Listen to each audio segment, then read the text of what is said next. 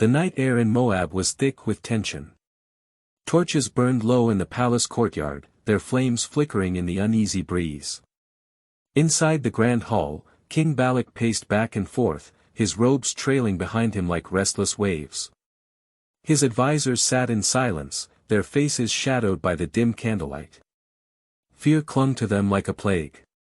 "They are too many," Balak muttered, gripping the edge of a stone table. "They swept through the Amorites like a flood. If we do nothing, Moab will be next." His voice was tight with anxiety. Word of the Israelites' victories had spread like wildfire. The Amorites, once feared warriors, had crumbled beneath them, their cities left in ruins. Now, the Israelites camped on Moab's borders, their tents stretching far beyond sight. "We cannot defeat them with swords alone," one of the elders spoke, his voice hoarse. "Their God fights for them. We need something else." Balak turned sharply, his eyes narrowing. "Something else?" The elder hesitated before leaning forward. "A curse. A force that can weaken them before they rise against us." Murmurs rippled through the court. Balak's lips pressed into a thin line. Then, as if struck by revelation, he exhaled sharply. "Balaam." A silence fell over the room. The name carried weight. Balaam, the enigmatic prophet, was known across the lands. His words held power, his blessings undeniable, his curses feared. Men sought him for guidance, for favor, for destruction of their enemies. Balak turned to his chief officer. "Send messengers to Balaam, son of Beor. Take him silver, gold, whatever he demands. Tell him Moab needs his voice. Tell him to curse these Israelites." The officer bowed and hurried out. Balak clenched his fists as he gazed out into the darkness beyond his palace. The Israelites were out there, their numbers swelling. He would not let them overrun Moab. No matter the cost. Far away, in the distant hills of Pethor, a prophet's fate had just been sealed. Balaam woke to the cool hush of dawn. The golden rays of the rising sun streamed through the cracks in his wooden shutters, illuminating the dust that floated in the air. His mind was heavy with the words the Lord had spoken to him in the night, "Do not go with them. You shall not curse the Israelites, for they are blessed." Yet, even as he dressed in his finest robe and walked outside, he felt the weight of disappointment. He found the Moabite messengers waiting impatiently near his doorway, their camels stamping at the ground, their arms crossed in frustration. Balaam sighed. "Return to your master," he told them. "The Lord has refused to let me go with you." The messengers exchanged nervous glances before mounting their camels and riding off into the distance, their figures soon swallowed by the horizon.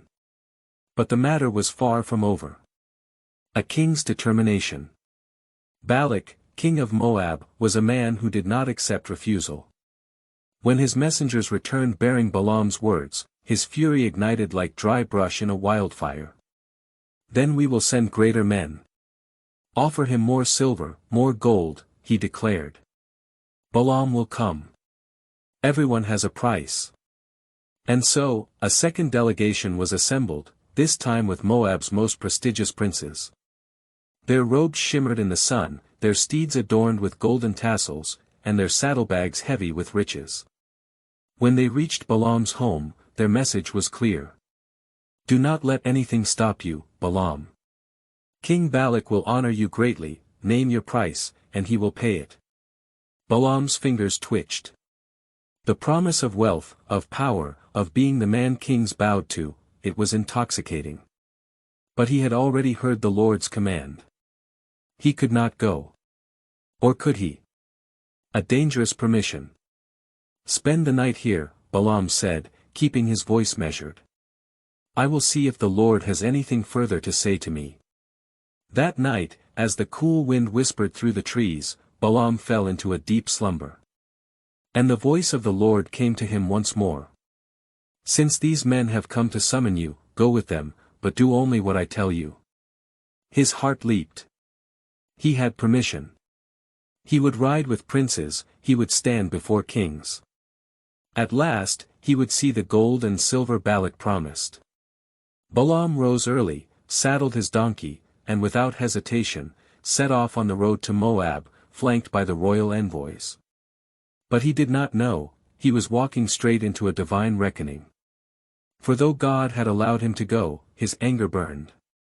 And before Balaam ever reached Moab, his path would be blocked by an invisible, celestial force. One that even his donkey could see. The sun blazed overhead as Balaam rode steadily along the dusty road to Moab, his prized donkey carrying him with a steady rhythm. The Moabite princes rode ahead, their golden garments shimmering in the heat, their faces proud and eager. But as Balaam gripped the reins, he felt an unease curling in his chest. Something felt wrong. And then, suddenly, his donkey stopped. Balaam's body lurched forward as the beast dug its hooves into the earth. The animal let out a nervous bray, ears twitching wildly, nostrils flaring as if it sensed something Balaam could not. "What are you doing?" Balaam hissed, yanking the reins. The donkey refused to move. It shifted uncomfortably, eyes wide with terror. Then, with no warning, it veered sharply off the road. The path was narrow, flanked by thick trees and jagged rocks. Balaam growled in frustration as the donkey dragged him off course, trampling through brush and brambles. "You stupid beast!"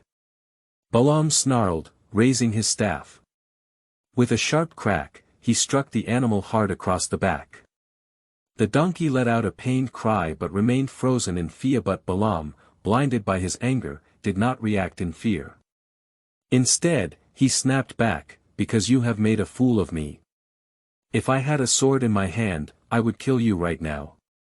The donkey turned its head slightly, its large eyes filled with sorrow. "Am I not your own donkey, which you have ridden to this day? Have I ever behaved this way before?" Balaam's heart pounded. His hand loosened on the staff. "No," he admitted. And at that moment, the veil lifted. Balaam's eyes widened as his world shifted. The air shimmered. The light bent.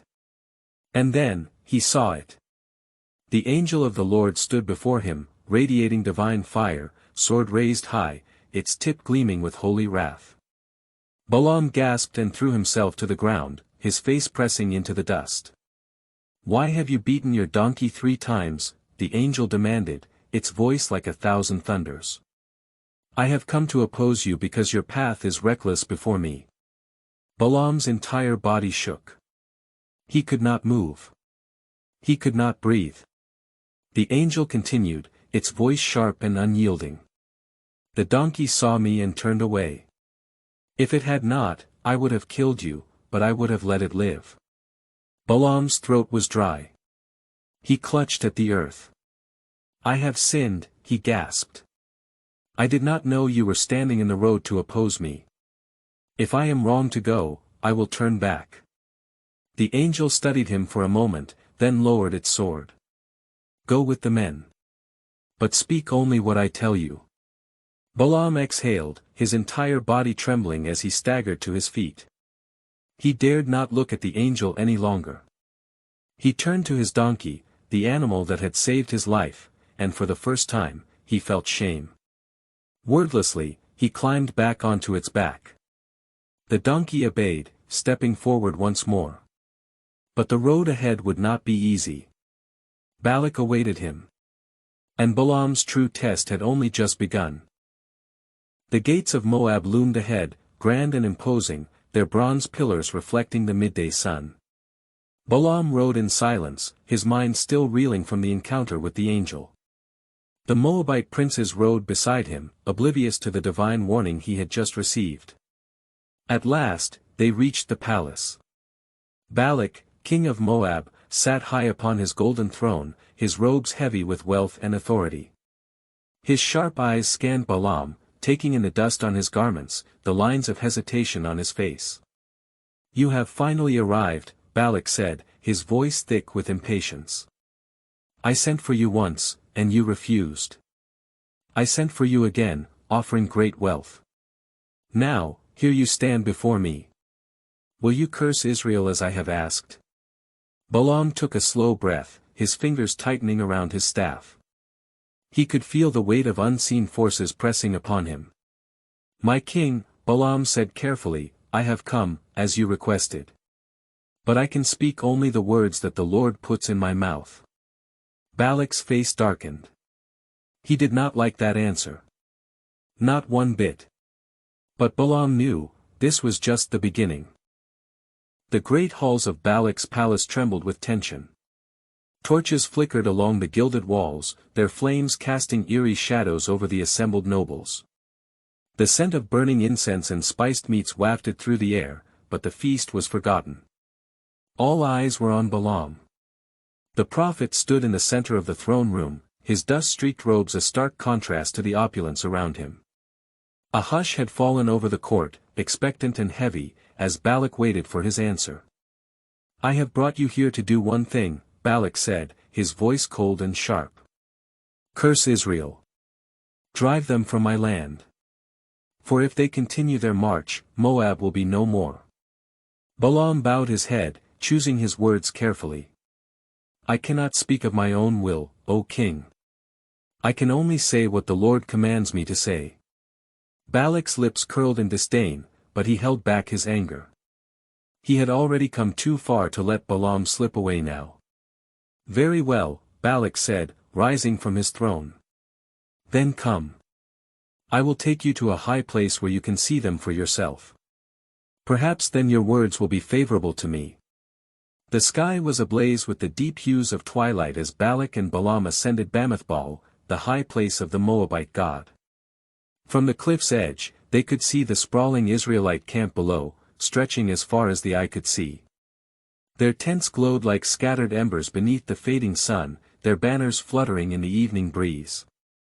Balak gestured grandly toward the sight. "Look at them. A vast sea of invaders, unyielding as the desert wind. They grow stronger by the day. Now, Balaam, speak. Call down a curse upon them." Balaam nodded solemnly. "Build for me 7 altars and prepare 7 bulls and 7 rams for sacrifice." The Moabite priests hurried to obey, and soon the offerings were laid before them, the scent of burning flesh rising into the heavens. Balaam withdrew, stepping away from the king and his men. He closed his eyes, seeking the voice of the Almighty. Then, as if carried by the wind, the words came to him, burning, undeniable, sovereign. When Balaam returned, his face was set like stone. He climbed onto a rock, lifting his hands as his voice rang out over the valley. "From Aram, Balak brought me. The king of Moab summoned me. Come, curse Jacob for me. Come, denounce Israel. But how can I curse whom God has not cursed? How can I denounce whom the Lord has not denounced? I see a people set apart. A nation mighty, untouchable. Then, rage." Balak's face turned red with fury. He clenched his fists, nearly shaking. "What is this? I brought you here to curse them, and instead, you bless them." Balaam met the king's glare with unwavering resolve. "I can only speak the words God gives me." Balak exhaled sharply through his nose, forcing himself to regain control. "Fine," he snapped. "Come with me to another place. Perhaps if you see only a portion of them, your God will allow you to curse them."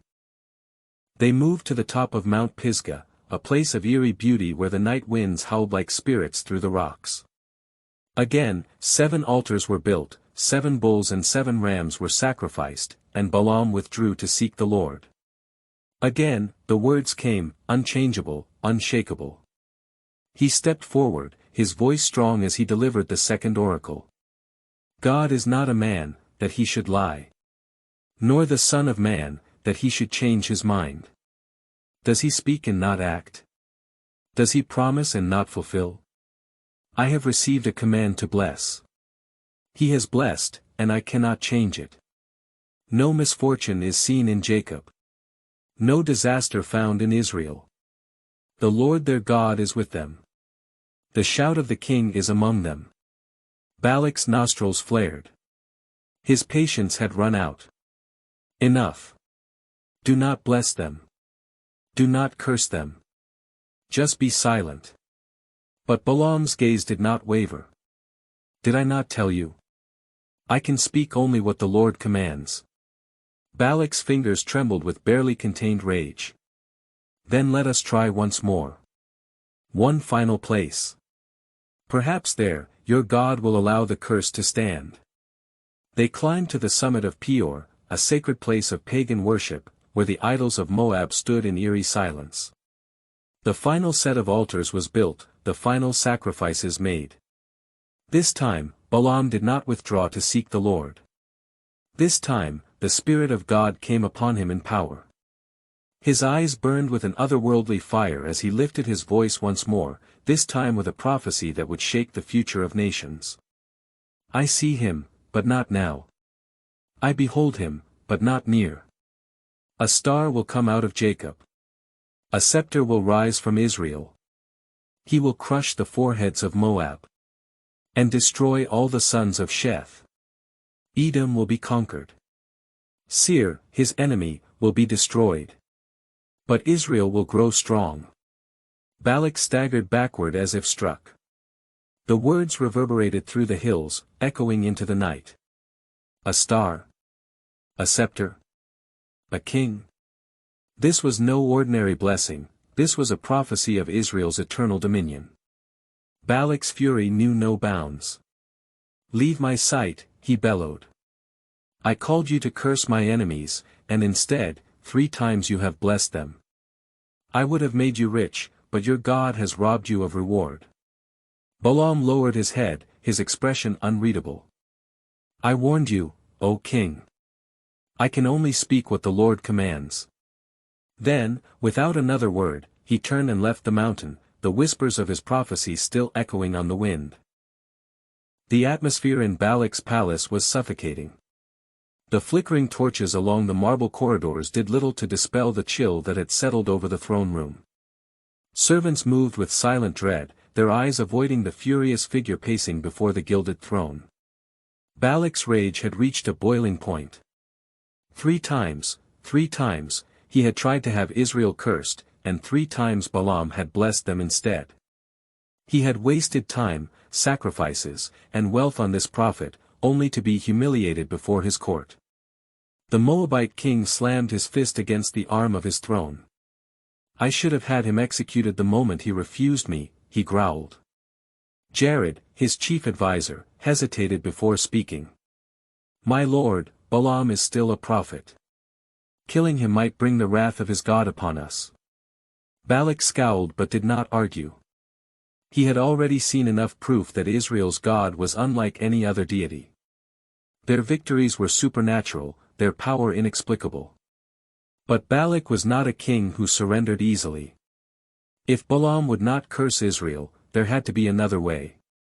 And then, as his rage settled into cold calculation, an idea began to form.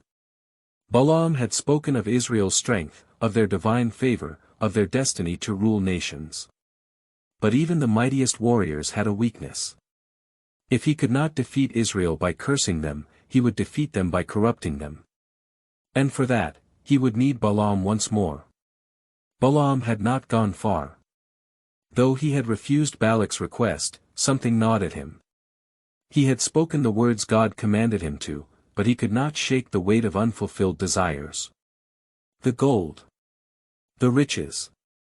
The power Balak had offered him. For years, Balaam had built a reputation as a prophet of great wisdom, sought after by kings and nobles. He had wealth, but never enough. Honor, but not power. Influence, but not authority. And now, he was walking away from the greatest reward he had ever been offered. As he made his way toward his homeland, he found himself stopping at the border of Moab, unable to continue. The temptation was too great. And then, in the stillness of the night, the thought came, whispered, insidious, tempting. If you cannot curse them, perhaps there is another way to bring about their downfall. Balaam turned, his heart pounding. He had been forbidden to curse Israel, but he had not been forbidden to advise Balak. Slowly, a smile crept onto his face. Now is time for him to face the wicked council. Balak sat upon his throne when the guards announced an unexpected visitor. Balaam. Balak's voice was sharp with suspicion. Why have you returned? Have you come to defy your God and curse Israel after all? Balaam shook his head. I cannot curse what God has blessed. But, O king, I have seen a way for you to defeat them without ever drawing a sword. Balak leaned forward, intrigued. Go on. Balaam's voice lowered, his words careful and deliberate. Israel is strong, but not because of their armies. They are strong because of their God. As long as they remain faithful to him, no power on earth can stand against them. He paused, letting the weight of his words settle. But if they were to sin, if they were to anger their God, he himself would punish them. Balak's eyes gleamed with interest.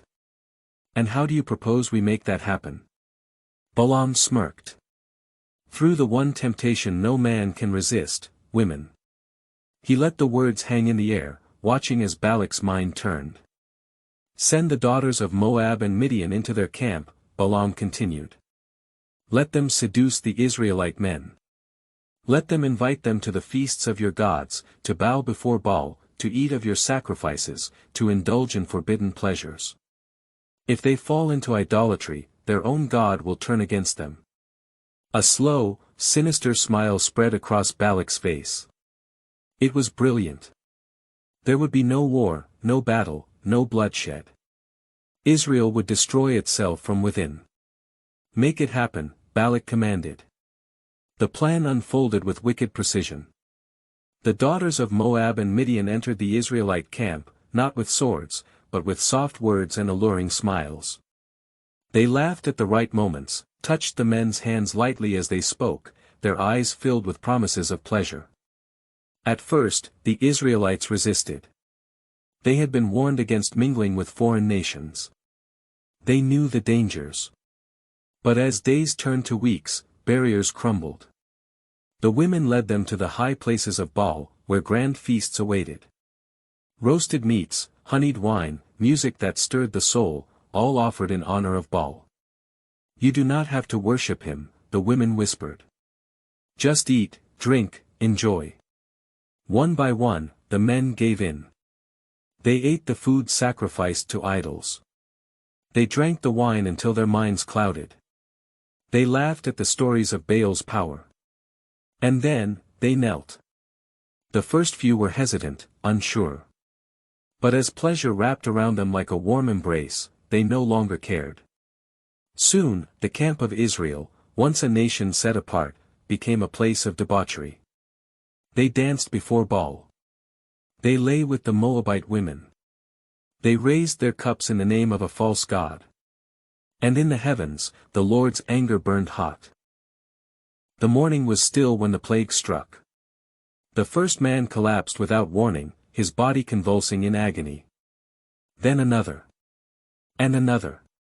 The air filled with cries of horror as the disease swept through the camp like wildfire. Moses and the elders fell on their faces before the tabernacle, pleading for mercy. But the voice of the Lord thundered in judgment. Israel has defiled itself with Baal of Peor. They have abandoned me. Let those who have joined in this sin be put to death. Moses rose, his face pale. He turned to the leaders of Israel. Take every man who has bowed to Baal and execute them. Let the sin be purged from our midst. The Levites unsheathed their swords. What followed was a day of reckoning. Those who had turned from God were struck down, their bodies lying as a warning to all who remained. Yet, even as justice was carried out, the plague raged on. And then, in the midst of the horror, one final act of defiance. A prince of Israel, Zimri, led a Midianite woman, Cosbi, into his tent, in full view of Moses and the assembly. His meaning was clear. He did not fear judgment. He did not fear the wrath of God. But one man did. Phinehas, the grandson of Aaron, saw the blasphemy and was filled with holy rage. Gripping a spear, he stormed into the tent. One thrust. 2 bodies fell lifeless to the ground. And the plague ceased. The dust settled. Thousands lay dead. Israel was cleansed, but the cost was great. And Balaam? His betrayal had not gone unnoticed. Months later, when Israel marched against Midian, they found Balaam among their enemies. And there, upon the battlefield, the prophet who had once spoken the words of God fell by the sword, slain for the ruin he had caused. His greed had led him to his doom. And his name would be remembered, not as a prophet of righteousness, but as a man who had sold his soul for gold. The battlefield was still, the air thick with the stench of blood and burnt offerings. Smoke curled from the remnants of Midianite altars, once towering in defiance against the God of Israel. The bodies of fallen warriors lay scattered across the dry earth, a grim testimony to the wrath that had swept through the land. Among them, Balaam's lifeless form lay contorted in death, his eyes frozen in shock, as if even in his final moments, he had not believed the sword would claim him. He had thought himself beyond consequence, a prophet who could dance between divine favor and human ambition. But the Lord was not mocked. The man who had once been sought after for his wisdom had died among the enemies of Israel, his name forever etched in disgrace. Yet, even as the dust of battle settled, a heavier burden remained within the camp of Israel. Sin had stained them. Their own people had perished, not by the swords of Midian, but by the wrath of the God they had forsaken. Moses stood before the assembly, his face carved with sorrow. This day, we have avenged the Lord's honor against Midian. But let none forget why we have fought. We did not lose men in battle, we lost them to sin first. His voice carried across the camp, sinking into the hearts of every man who had survived. Many had lost brothers, fathers, friends, not to an enemy, but to the corruption that had spread like a sickness through their people. There was grief. There was shame. And above all, there was the weight of judgment that still hung over them. But even in the midst of punishment, the Lord had not abandoned them.